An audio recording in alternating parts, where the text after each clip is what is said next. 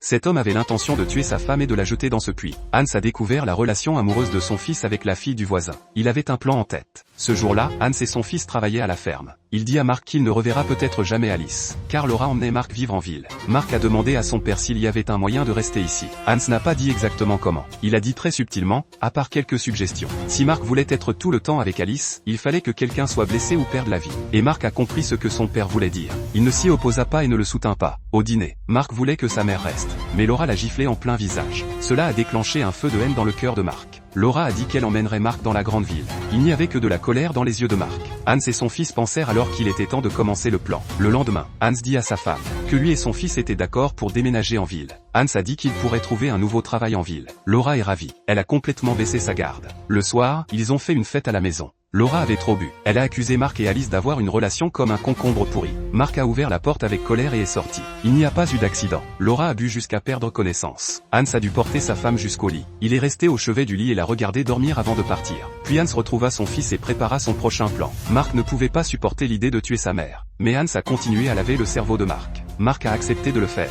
Finalement, Mark a pris le sac. Hans a pris un couteau à fruits. Ils sont entrés lentement dans la chambre de Marie. Mark a dit au revoir à sa mère. Puis il lui a mis le sac sur la tête.